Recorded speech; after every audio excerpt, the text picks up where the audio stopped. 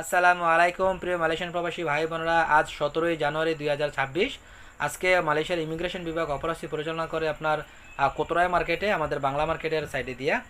অনেকে হয়তো বা কোতরাই মার্কেট চিনে না, যে যাই হোক কোতরাই একটা মার্কেট আছে যে মাইডিনের সামনে, কোতরাই লেখা ডাইরেক্ট। তো ওইখানে অপরাধী দেয় 220 জনের মতন অনিবন্ধিত অধিবাসী আটক করে মালয়েশিয়ার ইমিগ্রেশন বিভাগ। তারা সকাল 11টার দিক দিয়ে অপরাধী দেয় আজকে 17 তারিখে।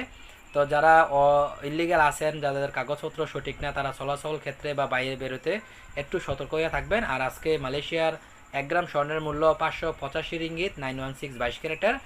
আর অবশ্যই যে সকল বাইরা প্রবাসীরা ভোট দেওয়ার জন্য পোস্টাল ভোট বিডিএফসের মাধ্যমে নিবন্ধন করছেন, তো তারা যারা পাসওয়ার্ড বা ভুলে গেছেন, লগ ইন করতে পারতেছেন না, তারা আমার একটা ভিডিও আছে, এর আগের ভিডিওটা আমি ভিডিও আছে কীভাবে লগ ইন করবেন বা পাসওয়ার্ড কীভাবে ফিরে পেতে পারেন, এরকম একটা ভিডিও বানিয়ে দিয়েছি, ওইটা দেখবেন।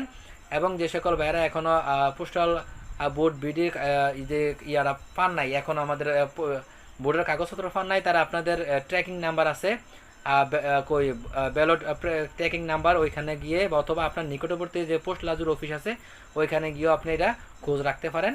ঠিক আছে, ইনশাল্লাহ অবশ্যই ভোট দিবেন। আর বাকিটা আপনার দাঁড়িপাল্লা, দানের শীষ, যার যেটা খুশি সেখানে দিবেন, কিন্তু ভোট দিবেন, আমার কাছ থেকে অনুরোধ থাকবে। আর যারা বসে আছেন, যে সকল ভাইয়েরা যে মালয়েশিয়ায় ভিসা খুলবে, আপনারা ভিসা লাগাবেন। দেখুন ভাই, আমি অনেক আগে আরও অনেকগুলো ভিডিও বানাই দিচ্ছি, যদি মালয়েশিয়া কলিং ছাড়ে তাহলে ভিতরে যারা আছে তাদেরকে বৈধ হওয়ার সুযোগ দিবে না, আমার বিশ্বাস। কারণ আমি মালয়েশিয়া দীর্ঘ 8 বছর যাবৎ আলহামদুলিল্লাহ অনেক লীলা খেলাই দেখছি। আমার থেকে আরও অনেক পুরনো আছেন, হয়তো বা আপনারা দেখছেন। তো নতুন করে কলিং ছাড়লে দেখুন নতুন লুক নিয়ে আসবো, ভিতরে যারা আছে তাদেরকে হয়তোবা দিতে নাও পারে। বর্তমানে ট্রাভেল পাস চলমান আছে, আপনারা ট্রাভেল পাস কেটে দেশে যাওয়াটাই উত্তম হবে আমি মনে করি।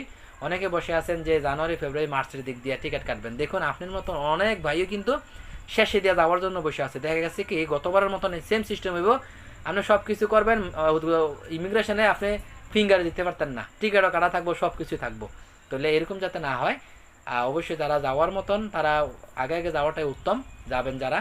আর যদি মালয়েশিয়া থাকা যেতে পারেন, ভালো, লুকাইও কাজ করা যায়, এটা আমি জানি, আপনারাও জানেন, ধরা ফলে তো রেহাই নাই। ঠিক আছে, ভিডিও সবাই শেয়ার করে দিবেন। ধন্যবাদ সবাইকে, আবার নতুন ভিডিও নিয়ে আসবেন ইনশাল্লাহ। সালামু আলাইকুম।